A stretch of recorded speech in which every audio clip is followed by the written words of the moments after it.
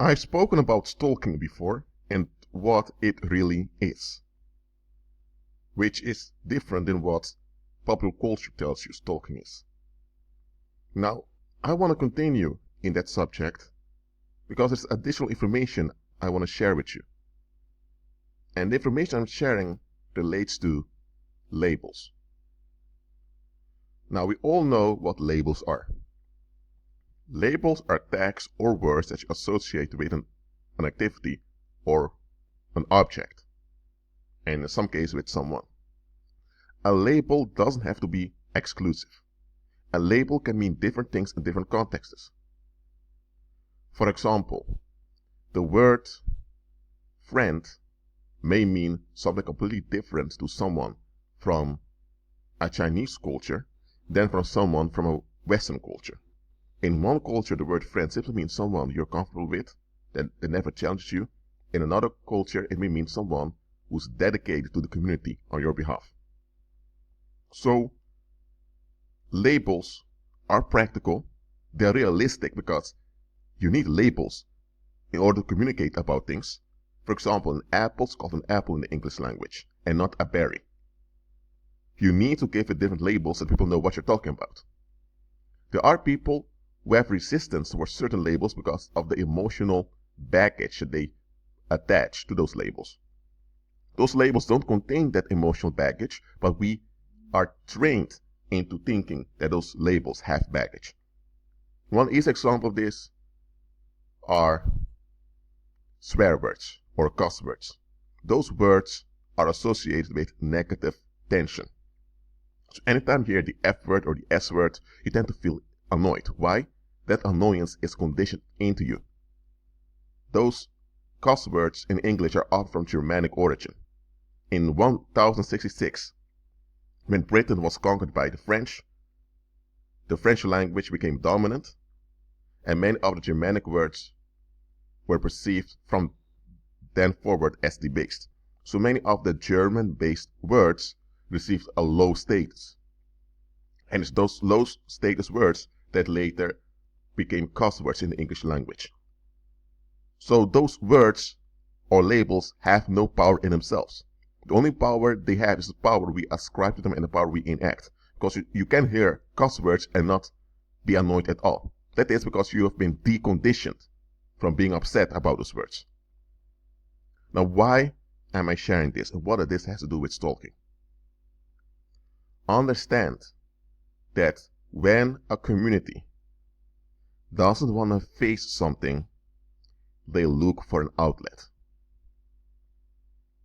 And when people collectively look for an outlet, they know very well that nobody wants to be the willing receiver of their waste, of their negative energy. They know that very well. So what the people in that community proceed in doing is the following. They will promote an individual within that community with wealth or with many privileges. They'll choose an individual from that community and they'll be super kind and super sweet to that individual. So that individual will be overwhelmed with benefits. But why? Here's the thing. You first label someone as special. There's nothing wrong with being labeled special if it's done by a spouse, or maybe it's done by relatives if based on your talent, or even if a stranger recognizes that you have a gift or you're gifted and they call you special for it. There's nothing wrong with that. It's a compliment. However, why are they giving those compliments? In Chinese culture, you have this attitude of not receiving compliments. In many Asian countries, you have this. However, it's not because there's anything wrong with compliments in themselves. But in this world, compliments can be used as a trap. So let me continue. So the community does want to face something. Maybe the way they raise children bred a lot of narcissistic people. or many violent cowards. You have a lot of frustrated people who are emotionally frustrated due to how their parents treated them, and the community enabled those parents. But now, some of them don't want to face how their parents treated them. So now they turned into reprobates, and they're now raging in the community. So now the community has to face what they've sown. They've sown child abuse by enabling it, and now they've reaped violent reprobates. And they don't want those violent reprobates to go off in the community. But yet they have to face it. But they don't want to face that the community is responsible for breeding those psychos. Neither do they want to deal with the psychos, but the psychos are there. So what does the community do? The community will lure a target to whom they will redirect the attention of the reprobates. So one way to do it is they hold a beauty pageant. There you have many teenage girls in the late teens who participate in this beauty pageant. And there are requirements. They need to be feminine. They need to be well behaved. They need to look good, of course. They need to do well in school. So they want a model woman. And many girls participate in this beauty pageant. From those that participate in the beauty pageant, there's a grand finale in which 3 receive a prize. And they have this beauty pageant every year. And then you begin to think, why are they holding this beauty pageant? What's the purpose of it? You begin to think, if you hold a pageant like this, you're basically telling your young women that everything depends on their looks, on their sexual attraction. And isn't that the message you don't want to give your young women? That they become obsessed with how sexually important they are to men? So you begin to think that this beauty pageant goes against practical values for a community. But then someone tells you, let's say your name is Zach, and the guy that talks to you is John. He's an elder man that used to serve in the military, so he's a veteran. And John tells you, Zach, I know why they are holding these pageants. And Zach asks, why? What's going on? John tells him, look, every year when they select the beauty queens, those women become the target of all the sexually frustrated men in the community. So now it's those beauty queens that will face the stalking. It will be those beauty queens that will face unwanted attention. And those beauty queens that probably will date men that eventually will end up either abusing them or killing them. They will likely face marital dysfunction and dysfunction in the families later on, due to them having so many eyes on them. And then Zach says to John, oh, so you're telling me that this beauty pageant thing is really a trap? And John tells him, exactly. Young man, I served in the military. I'm a veteran. And I'm telling you, not everything's what it seems in this world. They crown those women with jewelry, with respect, with homage, as if they are goddesses. Why are they doing that? So that they will be the ones carrying the danger in the community.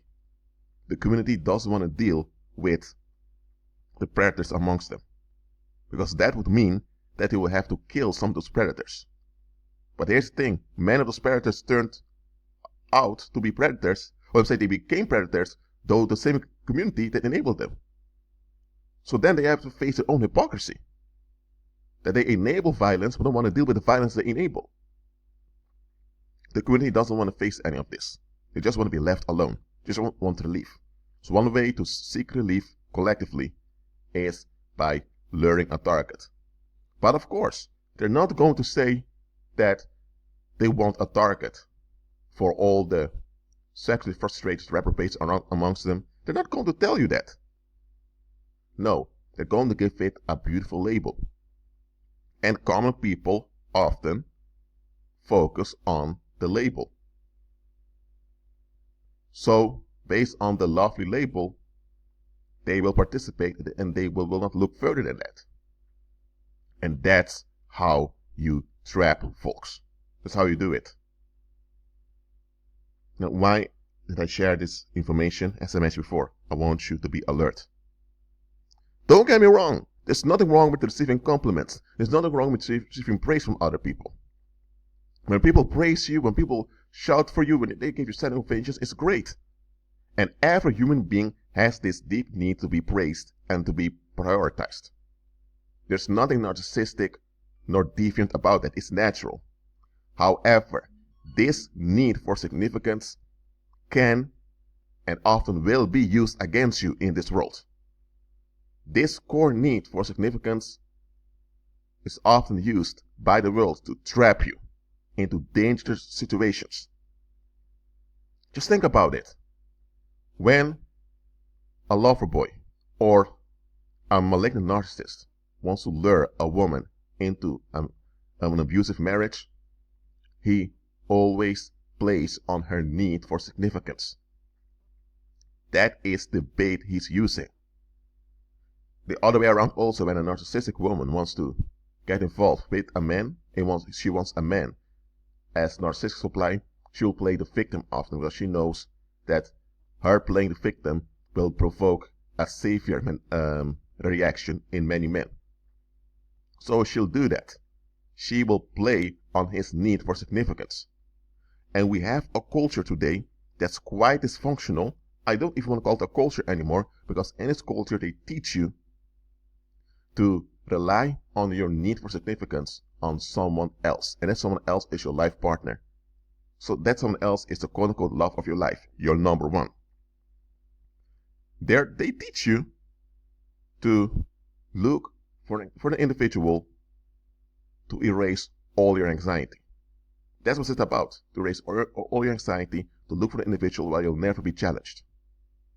And such an individual does not exist. Christ himself told you will be challenged. Yet, we look for someone where we will never be challenged. But that's what this culture teaches people. And this teaching by this culture endangers you. By the way, if you participate in a beauty pageant or for other reasons, you're not guilty, okay? I'm not condemning people to participate in beauty pageants. I'm just telling you that those things like beauty pageants are often done with an ulterior motive. Though not by the people that may organize it by looking for chefs or by looking for makeup. I'm not talking about those people. I'm talking about those people out there organize it. Those in the community that make the decisions. The decision makers in the community often organize such things to trap people. Just like the lottery. I explained this before. The whole purpose of the lottery is to lure a victim. Because the one that wins the lottery and gets the money will get all the envious rage on them. And that's how the rest of the community is relieved from facing the envy that is amongst them. So you may think that if you win the lottery that you made it. Well, you didn't make it.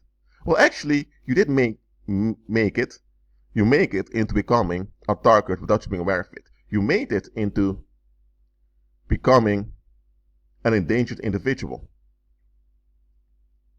That's why I'm telling you, look beyond the label. Don't be upset nor offended by labels. Because that's functioning in the emotional realm. Look at the bigger picture. Look beyond labels. Some of you are looking for the right labels to be validated. No. Look beyond. Well, that's it for now. Keep agreeing with Christ and be at peace.